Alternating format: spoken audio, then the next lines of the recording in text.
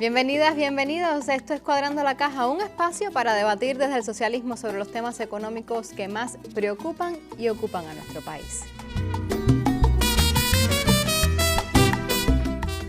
Yo soy Laura Prada y hoy estaremos hablando sobre el presupuesto, sus claves sociales y sus desafíos. Para adentrarnos en el tema contamos con la presencia de Maritza Cruz García, ella es viceministra del Ministerio de Finanzas y Precios. Bienvenida. Gracias. También contamos con la presencia del licenciado Jorge Luis Villa Miranda, él es coordinador del gobierno de La Habana para los programas de economía. Bienvenido. Muchas gracias. Y contamos en el programa también con Juan Carlos Vilaseca, él es vicejefe de ONAT. Bienvenido. Muchas gracias. Hecha la presentación, comenzamos de inmediato. Inicio preguntándoles, ¿cómo se obtiene ese dinero que conforma el presupuesto del Estado? Maritza, bienvenida nuevamente. Gracias, Laura. Un placer estar en este programa, intercambiar con usted y con el resto de los compañeros. En Cuba el presupuesto se aprueba mediante una ley anual de presupuesto que se aprueba en el Parlamento cubano previo a un proceso de agregación de los anteproyectos de presupuesto de todos los titulares de presupuesto, las provincias, los organismos de la Administración Central del Estado, basado en directivas emitidas de gobierno para el enmarcamiento en las cifras que se planifican. El presupuesto en Cuba tiene como característica, hace 2 años, que hemos transformado las metodologías y el actuar en este proceso, prácticamente para lograr que el presupuesto salga de la base, que lo planifique el municipio, que las asambleas municipales aprueben los proyectos de presupuesto. Esto precisamente para lograr que el presupuesto sea más participativo, que se parezca más al pueblo, que responda a los intereses de la población, que también tenga en cuenta los planteamientos de la población, primero para lograr consenso y que sea un presupuesto justo para el municipio, pero además para que después haya responsabilidad en el control del presupuesto. Con la agregación de las provincias y los anteproyectos de presupuesto de los titulares del presupuesto central, se conforman entonces las cifras anteproyectos de presupuesto con una estructura de presupuesto central, presupuesto de las provincias y el presupuesto de la seguridad social que conforman la contribución de todas las personas a este presupuesto y además los gastos que se ejecutan por aquí. Esto es un balance de gastos que responde a los ejes estratégicos de la economía a corto, mediano y largo plazo. En su conformación no siempre se puede respaldar las cifras que se demandan, porque esto tiene que ver con la capacidad de ingreso. Es esencial la recaudación de los tributos para el presupuesto. Ahí quería preguntarle a Vilaseca, perdón, Maritza, quería preguntarle cómo se obtienen esos ingresos que tributan al presupuesto del Estado. Bueno, como mencionaba la viceministra, los ingresos se obtienen a partir de los impuestos, tasas y contribuciones que aportan los contribuyentes. El presupuesto está conformado en la parte de los ingresos por ingresos tributarios e ingresos no tributarios. Y con el paso de los años se viene consolidando el sistema tributario. El año pasado concluimos con alrededor de un 60% ya de ingresos tributarios aportándose al presupuesto del Estado, y se espera que para el 2024 tenga un mayor peso los ingresos tributarios con un 64%. Usted mencionaba el espacio que se le brinda a las provincias. Aquí tenemos a Villa, que quizás nos puede complementar un poco más esto que usted nos mencionaba. Sí, en el caso de las fuentes del presupuesto de la provincia, en cuanto a los ingresos tributarios y no tributarios, en la estructura de esos ingresos, el gran por ciento está precisamente en los ingresos tributarios, que en nuestro caso está cerca del 90%. Funciona la construcción de la conformación del presupuesto de la provincia, de una provincia, ¿se hace de manera diferente a cómo se consigue el presupuesto del Estado o tiene similaridades? No, precisamente en la provincia, en cumplimiento de la política del país, la metodología para la elaboración del presupuesto que se aprueba en el país de los organismos rectores, del Ministerio de Finanzas y Precios fundamentalmente.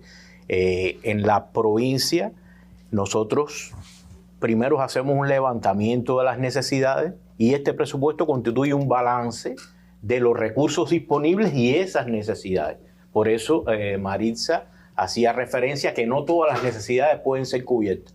Entonces, para las provincias es un reto organizarse precisamente y tener claras las prioridades dentro de esas necesidades que para nosotros son acumuladas, puesto que a partir de la influencia del bloqueo sobre nuestra economía, realmente no han podido ser satisfechas a lo largo del tiempo. Y por eso es muy importante en cada territorio establecer las prioridades en cuanto a los elementos o las actividades que se van a cometer con esos gastos. Marisa mencionaba anteriormente el hecho de que se priorizan los programas, para la redundancia, priorizados de la revolución. ¿Cómo se construye el gasto social, para tener en cuenta, para llevar adelante ese obra social de la revolución? La particularidad del presupuesto en Cuba es la ratificación en él de su carácter social.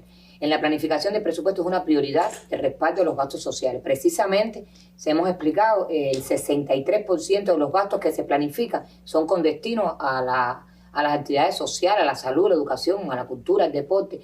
Tiene una prioridad. Por eso es tan difícil hacer un presupuesto en Cuba, porque se mantienen las conquistas de la revolución. Hay una voluntad política del gobierno de mantener los niveles sociales, de que el presupuesto respalde niveles de actividad. Además, este año intencionado con que también se respalden calidad de los servicios, que el recurso que se disponga para los gastos tenga calidad en los servicios que se prestan y que recibe el pueblo.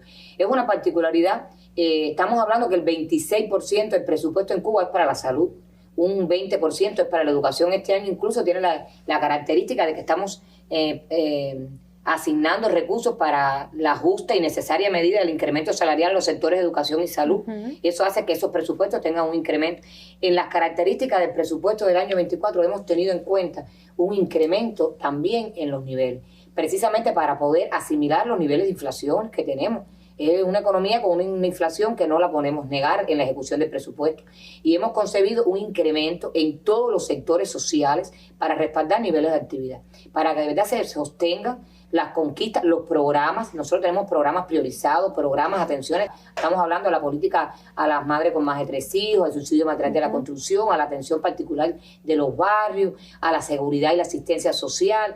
A eso se le destina un presupuesto. Por eso es tan complejo hacer esta planificación. También, aunque el presupuesto es social, eminentemente social, y su esencia es prioridad en las directivas y en los balances que se hacen, hemos tenido que atender otros gastos necesarios que tienen que ver con transferencias al sector empresarial.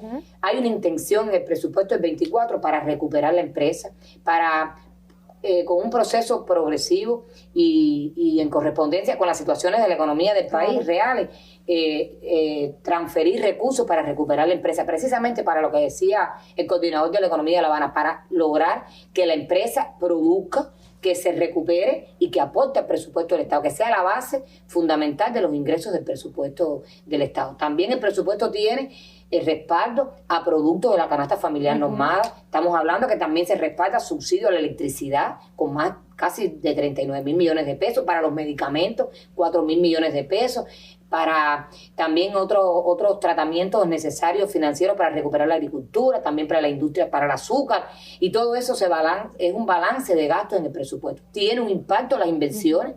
El presupuesto reconoce, asigna y financia inversiones para sectores estratégicos de la economía. Estamos hablando de la vivienda, claro, beneficio para el pueblo, también para el turismo, para el transporte, obras de infraestructura. Todo ese balance en Cuba pesa, tiene un peso fundamental en el gasto y no se logra cubrir con los ingresos que la forma de gestión estatal, la forma estatal y no estatal de ingresos aporta, y por eso es que en el país el presupuesto, el balance es deficitario.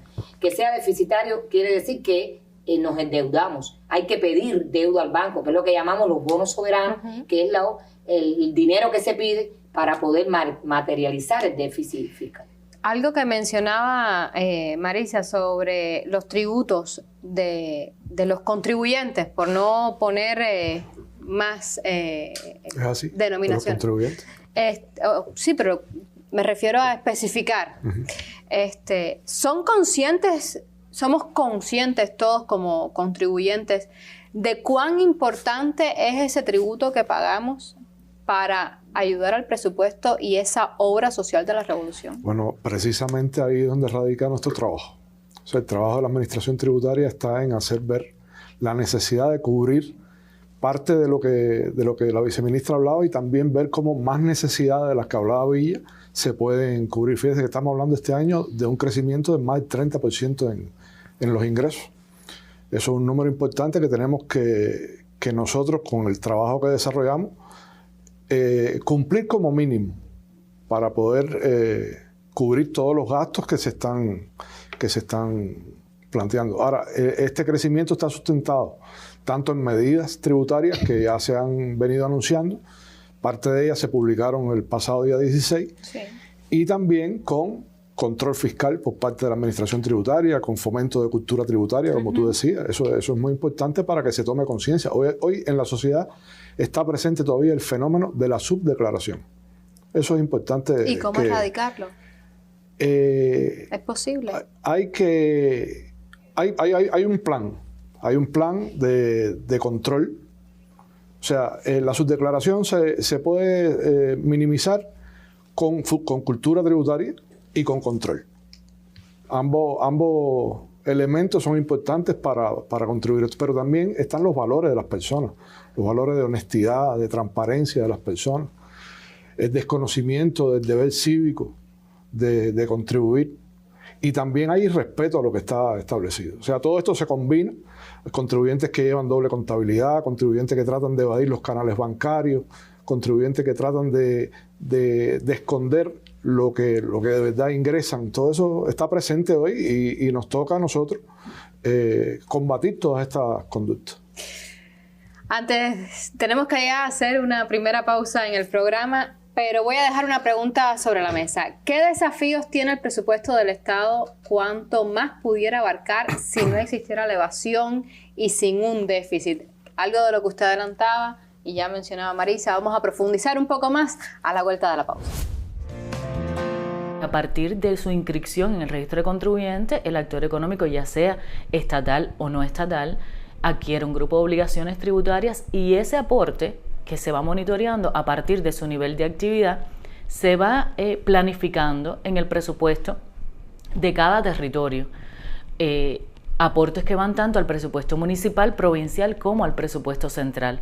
Pero cada territorio, por hablar del territorio, cuenta con ese ingreso para su gestión, para la gestión de gobierno.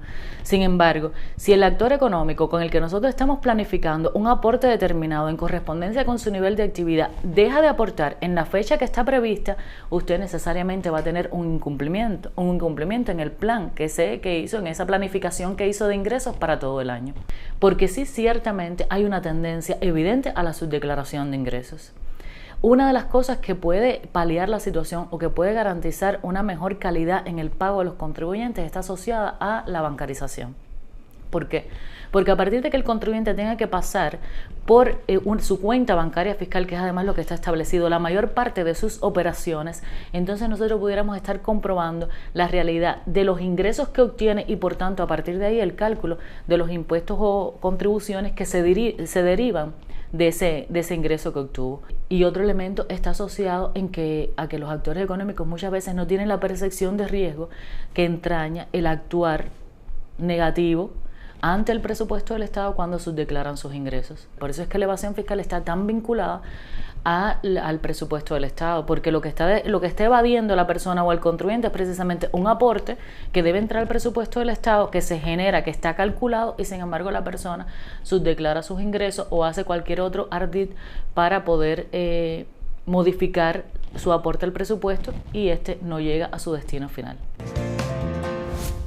Ya estamos de vuelta y dejábamos la pregunta sobre la mesa. Vamos a profundizar un poco más. ¿Qué desafíos tiene el presupuesto del Estado cuanto más pudiera hacer y abarcar si no existiera la evasión y el déficit fiscal? Maritza, por favor. El desafío, la principal tarea, la prioridad de trabajo del Ministerio y su sistema y de la economía es la contención y reducción del déficit fiscal. Tenemos que lograr que sean mínimos los ingresos que planificamos. Explicaba el vicejefe de la UNA que tenemos que lograr que se recaude por encima de lo que hemos planificado, que logremos identificar las reservas, que logremos cobrar lo que la economía genera, pero que además implementemos las medidas. Aquí hemos explicado que ha sido necesario implementar medidas de regulación y control fiscal, porque no tenemos en la estructura de crecimiento de la economía los recursos que requerimos para sostener los gastos. Y estas medidas las tenemos que implementar en su concreción correcta, con un seguimiento, con una secuencia de implementación, de control y de seguimiento para que de verdad el presupuesto reciba los ingresos que están previstos y logremos buscar más potencialidades de ingresos. También tenemos que reducir el indicador con una restricción del gasto. Tenemos que lograr que todos los titulares de presupuesto establezcan prioridades, que sea un análisis sistemático de la ejecución del presupuesto, que logremos identificar dónde está la urgencia, dónde está la prioridad, dónde está la oportunidad. No todo lo podremos hacer en el mismo momento, en correspondencia con los recursos que se ingresen. Este año, en la propia ley del presupuesto, hemos insistido que unido con la aprobación de las cifras de presupuesto y las desagregaciones, los flujos que tenemos que hacer de pago, tenemos que establecer y aprobar medidas concretas, que cada titular de presupuesto logre identificar qué vamos a hacer para garantizar, ejecutar los gastos en los límites que estamos previstos, pero que además potenciemos los ingresos. Que estas medidas sean medidas concretas, que tengan una particularidad propia de cada uno de los titulares de presupuesto. Fíjense que este año, con el marcado interés de que en el ejercicio fiscal logremos reducir el déficit, hemos hecho diferentes las notificaciones del presupuesto. Primero, en la propia notificación del presupuesto hemos emitido indicaciones, pero también hemos notificado a los titulares de presupuesto que más recursos administran. Hemos hecho diferentes procesos. Estoy hablando del Ministerio de Educación Superior, también lo hemos hecho así con Educación, con el INDE. Hemos comprometido, porque el presupuesto lo ejecuta el colectivo laboral. Ahí donde se ejecuta el presupuesto hemos comprometido para dónde va el ingreso, cuál es la importancia de aportar, de hacer los aportes oportunos en el tiempo que se requiera, qué compromiso de gasto tenemos que tener, cómo todos tenemos que contribuir a decidir en qué vamos a ejecutar los recursos cuando hay restricciones. Fíjense que en medio de tantas adversidades, de tantas dificultades, de un inmenso bloqueo, cómo se ha apostado por respaldar los gastos sociales. Entonces ahora lo que tenemos que hacer es establecer prioridades en la ejecución de los presupuestos. Eso tiene que ser una prioridad y un seguimiento constante de todas las estructuras nuestras. Cuando hablamos de presupuesto tenemos las particularidades que tienen las provincias, usted lo mencionaba, cuando se reparte ese presupuesto. En el caso de La Habana, Villa, tiene características especiales, la mayoría, por no decir que todos, las sedes principales de los ministerios están en la capital, tiene un gran número de población. ¿Cómo ejecutan ustedes el presupuesto? ¿Cómo lo conforman? También el tema que veíamos con Vila sobre las contribuciones. ¿Cómo ustedes lo trabajan? Efectivamente. Mira, para nosotros, hablando de desafíos, sí. Para nosotros este presupuesto eminentemente social, en el caso de La Habana, el 75% de los gastos están dedicados a la actividad social, entiéndase, la actividad de salud, la actividad de educación, la actividad de asistencia social, la actividad de cultura, de deporte, fundamentalmente. Es decir, ese 75% está ahí. Pero para nosotros gastar tenemos que tener claro que tenemos que ingresar. Y ese ingreso también en La Habana constituye un reto cumplirlo. Entonces yo diría que el primer desafío está asociado a cumplir lo que hemos planificado. Fíjense, ese es el primer paso. Pero es verdad, por lo que decía Vila y lo que decía la viceministra, que tenemos reservas, que sabemos que la tenemos, puesto que las propias acciones de control, de verificaciones fiscales que se hacen, por ejemplo, te puedo decir una cifra, en La Habana nosotros hemos realizado a través de nuestra oficina tributaria más de 220 acciones de control fiscal y en todas, fíjate, en todas se ha anotado su declaración en los contribuyentes. Por lo tanto, eso es una fuente que tenemos ahí y que hemos estudiado y analizado, y en esas subdeclaraciones nosotros hemos determinado a través de nuestra oficina tributaria, reitero, más de 600 millones de pesos de subdeclaración.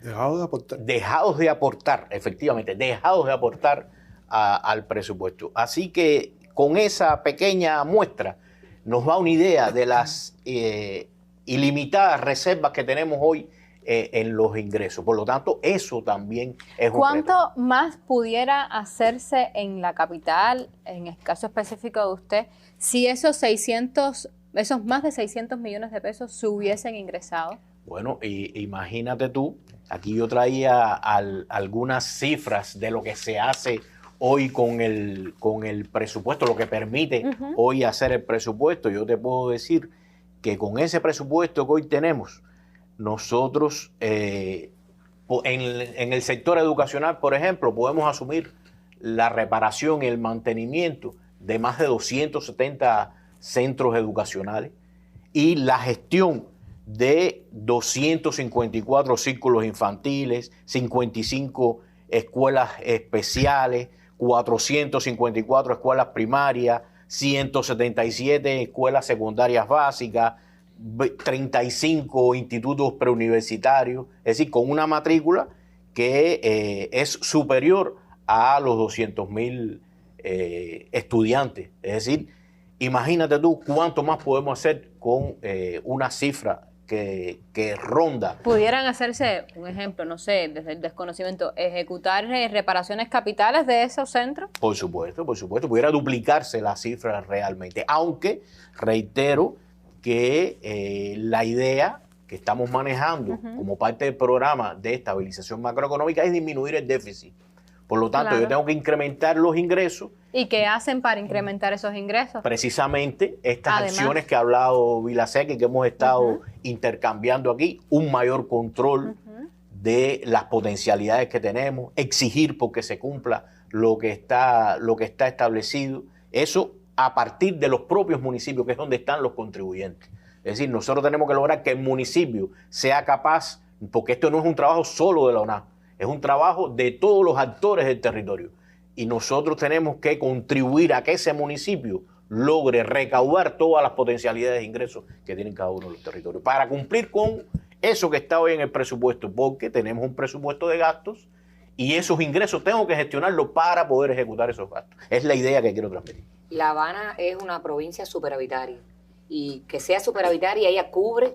¿Qué significa, perdón, Marisa, que sea superavitaria para que todos los municipios de La Habana ingresan más que lo que gastan? En su balance de ingresos y gastos, ellos generan más ingresos que el nivel de gasto. Y eso hace que sea resultado positivo, que sea un superávit. La Habana no requiere transferencia del presupuesto central. La Habana, ella se autofinancia con sus ingresos, pero aporta al presupuesto central los superávits, los resultados positivos, después que cubran los gastos de la provincia, aporta al presupuesto central. En la medida que ellos logren cumplir el plan de ingresos, sobrecumplir, eliminar la evasión, cobrar los tributos, identificar los contribuyentes con retraso y aporten al presupuesto, ese resultado es más superavitario, es más positivo. Son más recursos financieros que tenemos. Primero, para que La Habana haga más actividades sociales. Miren, nosotros participamos en varias de las asambleas de los municipios de La Habana. ¿Y qué dice el pueblo? El pueblo dice, ahí está el barrio mío, pero yo quisiera hacer más.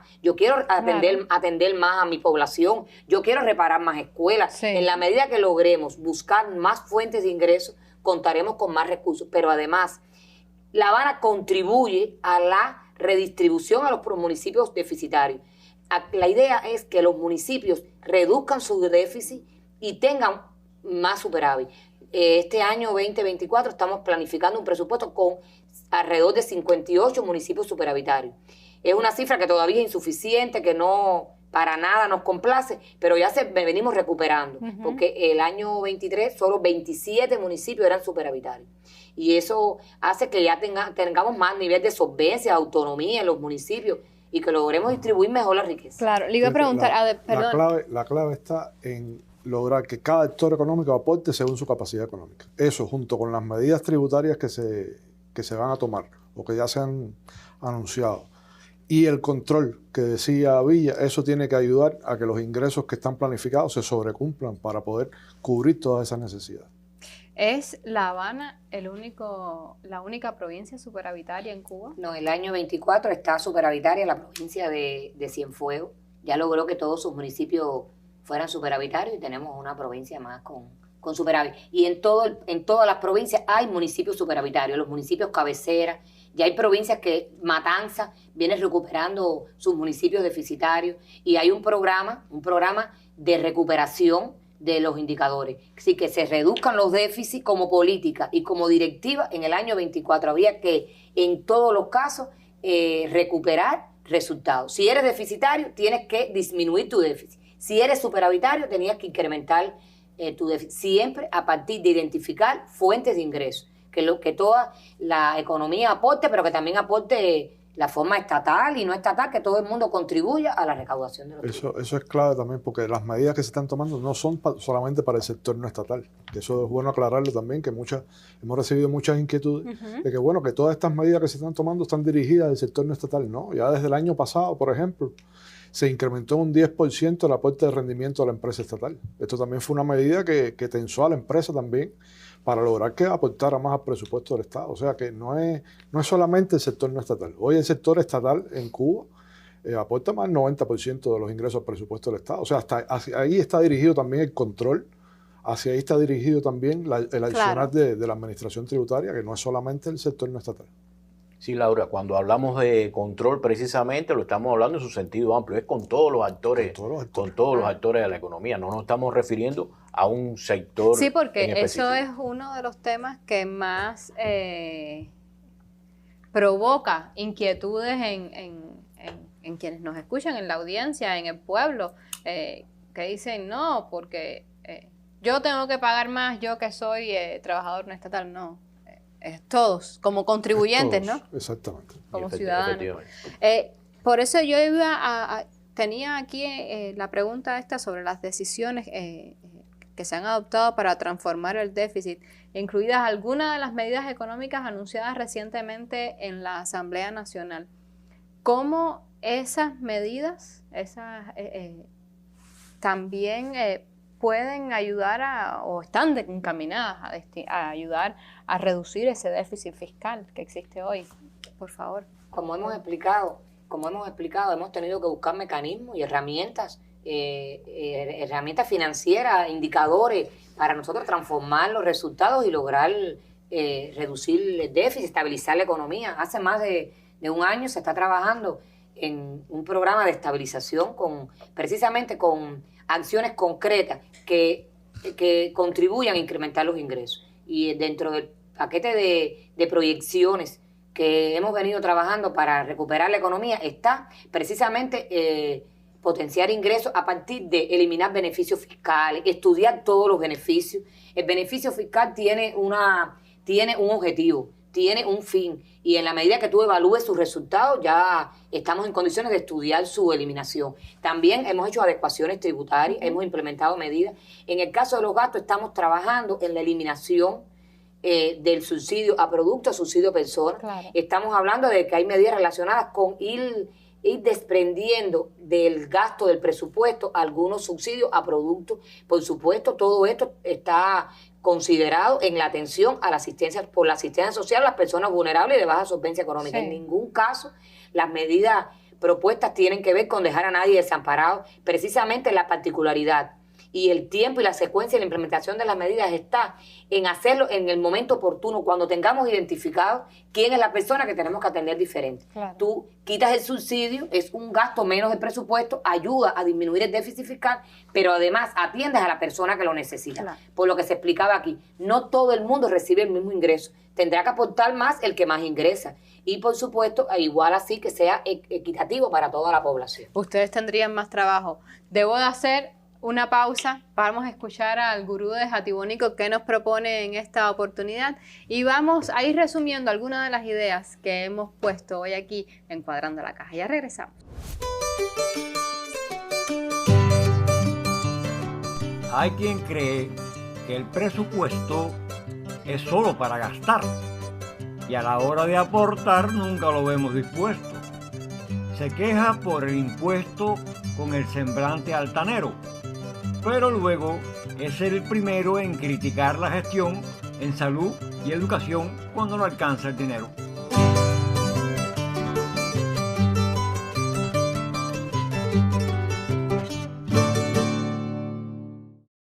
Antes de la pausa hablábamos sobre las medidas adoptadas en el país para reducir ese déficit fiscal, para impulsar la economía del país. Vila, ¿usted quería abordar algo más sobre el tema? Sí, solamente mencionarte una. O sea, hay una medida que ha sido muy polémica que Marisa la esbozaba, que está relacionada con la eliminación de los beneficios que a un sector, el sector de las MIPYME, que la decisión tomada fue que se eliminara esa exención que tenía en el pago de los impuestos por su constitución, tanto de 6 meses como un año, y se ampliara también la base para el pago del impuesto sobre venta al total de los ingresos que recibían. Nosotros hemos hecho algunos cálculos y a partir de considerar que en el país haya aprobado más de 10.000 MIPYME, o sea, ese beneficio tuvo su efecto también porque había necesidad de incentivar la creación de estas empresas.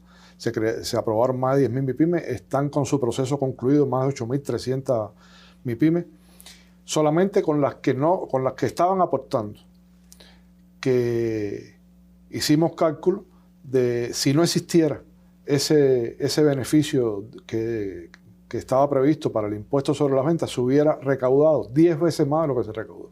Y estamos hablando de decenas de millones de pesos. Decenas de miles de millones de pesos.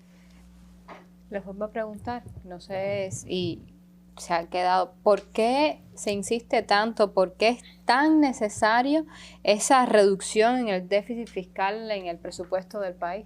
Es eminentemente necesario porque los altos déficits fiscales inciden directo con la inflación. Lo está pagando la población. El alto déficit fiscal de Cuba lo estamos pagando todos porque el incremento de déficit es dinero en circulación. Sin una oferta adecuada es incremento de precios. Así que toda la población cuando paga un servicio, cuando compra un producto, está pagando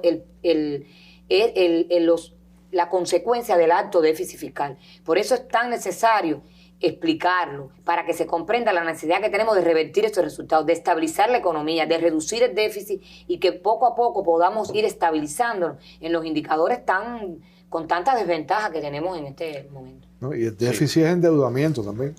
O sea, el tener déficit significa que el Estado tiene que financiar ese déficit, lo hace con bono, con deuda. Y estás comprometiendo el futuro. Y estás comprometido, ya hay dinero del año que viene. O sea, el año que viene nosotros tendremos que, además de los gastos que se prevén, utilizar dinero también para pagar esa deuda. La deuda se paga, la deuda tiene un costo, se paga por la deuda, tú pides dinero por el déficit, pero tú tienes que pagar intereses y comisiones.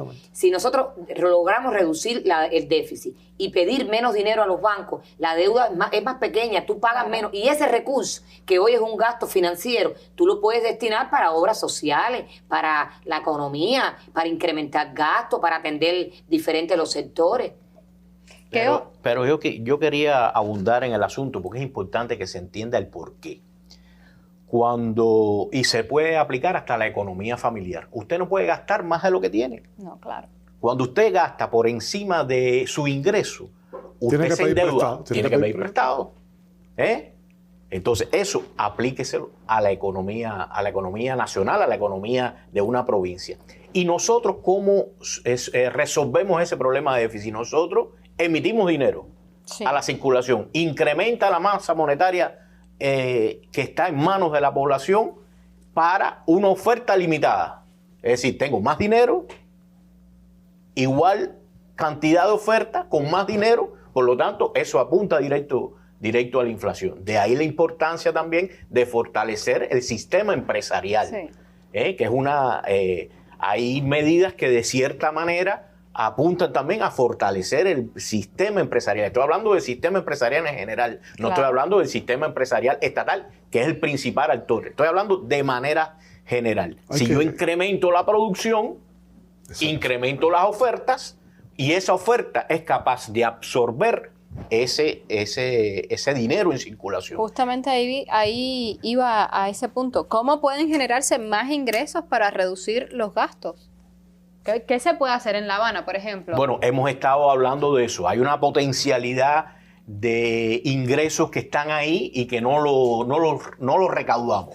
Un tema fundamental es incrementar el control tributario a partir de la cantidad de actores que tenemos, las medidas que se han descrito apuntan a que debe haber una mayor recaudación. Ahora, nosotros tenemos que encontrar ese actor que hoy no está aportando lo que le corresponde y captar ese ingreso. Debemos capacitar más, que se ha hablado del tema, porque no se debe desconocer que también nos hemos encontrado actores económicos que tienen cierto grado de desconocimiento. Por lo tanto, nosotros vamos a seguir capacitando nuestras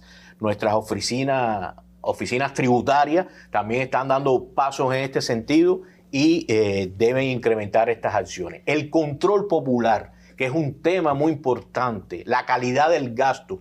Como hablamos anteriormente, nuestras asambleas han aprobado el presupuesto en sus diferentes momentos, ¿no? Primero, una propuesta, un balance de sus necesidades, después vienen los recursos disponibles, de ese balance salen las prioridades y esas prioridades son las que se llevan a ejecutar en el plan y en el presupuesto. ¿Ahora qué nos queda? Bueno, controlar eso que aprobamos ya en la Asamblea, que se haga lo que dijimos que íbamos a hacer y que se haga con calidad, que no se dilapiden los recursos, que se controlen mejor. Es decir, esa es la esencia de lo que debemos hacer desde los territorios. Ahora, hay una tarea clave. Tenemos que incrementar las producciones. Las medidas por sí solas no van a lograr que tengamos todos los recursos financieros que requerimos para sostener los gastos. Tenemos que lograr producir, tenemos que lograr recuperar las producciones y que éstas generen bienes y servicios, primero para la alimentación y el bienestar del pueblo y segundo para aportar al presupuesto. No podemos pretender que una medida por sí sola va a contribuir a lograr disminuir los déficits. Y lo otro es que tenemos que lograr que esto sea desde la base, en todos los municipios del país, en todas las provincias del país. Fíjense que el peso fundamental que tiene el presupuesto de las provincias y los municipios, el 35% del presupuesto en Cuba se materializa en un municipio y en una provincia. Entonces ahí es donde tenemos que tratar de implementar estas medidas que estamos hablando aquí. Medidas de ingreso, medidas de fiscalización, de control, de seguimiento, de control, de ahorro. Tenemos que ahorrar. No podemos en las contrataciones con los pagos al sector presupuestado, tenemos que negociar, tenemos que llegar al arreglo, tenemos que revisar las fichas, tenemos que ver cuánto tú me estás cobrando, por qué, con cuántos recursos yo cuento para poder asimilar el gasto. Tenemos que hacer una combinación de medidas que entre todos ayuden a contribuir en este resultado. Ahora viene un proceso importante, estamos ya en el proceso de discusión de los trabajadores. Esto es un proceso importante, tenemos que involucrar a los trabajadores en todos los titulares del presupuesto, que sea un proceso transparente, que sea un proceso participativo, pero que además seamos capaces de dar elementos técnicos, elementos económicos para que se comprenda la necesidad. Yo creo que en la manera en que ganemos en cultura tributaria, en la manera en que logremos en cultura de prioridad, de ahorro, de racionalidad en la ejecución de los presupuestos, pues entonces comprometemos más a los trabajadores y logramos que hay un análisis diferente y se valore diferente los presupuestos en la estructura. Hay un elemento que decía la viceministra Maritza, que es la fuente del desarrollo, que es precisamente nuestro actor fundamental, la empresa de manera general y en particular la empresa estatal. Nosotros tenemos que seguir estudiando incentivos precisamente para que esta empresa genere más riqueza, y ahora es un buen escenario porque está el proceso de discusión con los trabajadores del plan y el presupuesto. Y ahí se pueden generar ideas para incrementar la productividad, incrementar las propias producciones que en definitiva vayan equilibrando la balanza con una mayor oferta a partir de las producciones que se realicen. Producciones que a partir de la limitante de las divisas que tenemos deben ser producciones lo más nacional posible, con un mayor nivel de integración nacional, de manera tal que con los recursos que dispongamos, entonces haya una mayor oferta que pueda sustentar o equilibrar la economía de manera tal que apunte a mejorar el tema de la inflación. Como ciudadanos, como cubanos, ¿qué podemos hacer para contribuir a esa reducción de déficit fiscal, además de ser conscientes y de crecer en cultura tributaria? ¿Qué otras cosas se pueden hacer? ¿Qué otras acciones, Vila? Sí, no, el llamado es aportar de acuerdo a lo que cada cual ha recibido. En el tema de ingresos, nosotros estamos enfocados en que cada actor económico aporte según su capacidad económica, aporte según lo que ha generado. Y yo creo que hay programas que se están implementando. O sea, esto que se hablaba del control, no es por decir el control en sí mismo, es que el control lleva sustento también. El control lleva información. Ahora estamos en pleno proceso de bancarización también, que eso va a ayudar. Hay proyectos de factura electrónica, hay proyectos que van a fortalecer la administración tributaria para que pueda llevar a cabo este control. O sea, eso para nosotros este año es un reto, es esencial y tenemos que lograrlo. Tenemos, Laura, que trabajar. El reto está en trabajar, en producir, en aportar, en estudiar, en prepararnos más, en evaluar cada una de las implementaciones de cada una de las medidas, en evaluarlas, en conducirlas, en medirlas, en involucrar a toda la academia, a la ciencia, a los expertos, a que todo el que pueda aporte en reducir el déficit y generar recursos para la economía. Yo diría que un reto grande y de las acciones que debemos acometer es tratar de lograr exigir que cada actor juegue el papel que le corresponde en la economía, con los diferentes instrumentos y mecanismos que económicamente están fundamentados, con incentivos económicos hacia el resultado que queremos lograr. Y es muy importante esto de recuperar nuestro sistema empresarial. Estoy hablando del sistema empresarial en su sentido más amplio y reitero en este sentido que es la fuente formadora de valor. Les doy las gracias por habernos acompañado en el programa. Aquí indagamos en los problemas, proponemos soluciones porque no basta con interpretar, también es necesario transformar. Así podremos estar más cerca de lograr cuadrar la caja de la economía cubana. Hasta la próxima. Cubanos y el Timbirichi, levanta tu economía. No te olvides que un buen día naciste sin Timbirichi. Sin Timbirichi. No olvides al barrendero, al maestro ni al doctor. Por un poco de dinero, unas botas de charol y un